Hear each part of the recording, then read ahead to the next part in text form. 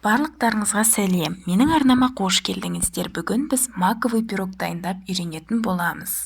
Өздеріңіз көріп тұрғандарыңыздай, бұл бәліш өте биік болып шығады және оны жай ғана пирог ретінде жемей, бисквитке бөліп, торт дайындасаңыздар да болады. Міндетті түрде видеоны соңына дейін қарап, лайк басып кетіңіздер.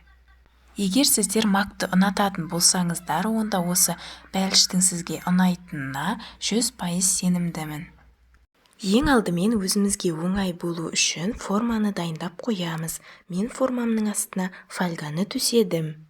Енді бөлме температурасында тұрған 3 жұмыртқаны миксердің көмегімен араластырып тұрып, қантты бөліктерге бөліп сала отырып, әп-әдемі аппақ масса болғанға дейін миксерлеу қажет. Нәтижесінде жұмыртқалы массаның түсі ағарып, көлемі ұлғаяды. Сары майды ерітіп болғаннан кейін, оны бірнеше минут суытып алған жөн, сонда барлық ингредиенттердің температурасы бірдей болады. Ал енді сары майды және макты осы жұмыртқалы массаға қосып, барлығын мұқият араластырамыз.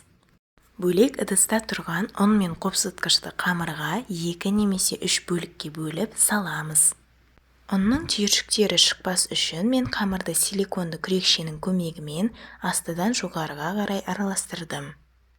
Ендігі кезекте дайын болған массамызды формаға құйып, оны видеода көрсетілгендей үстелге кішкене ұрып тегістеп аламыз.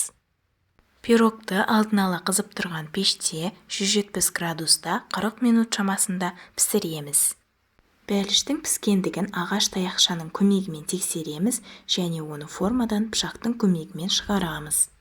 Егер оны ортасынан бөлетін болсақ, онда іші толықтай піскен жұмсақ бисквит шығады.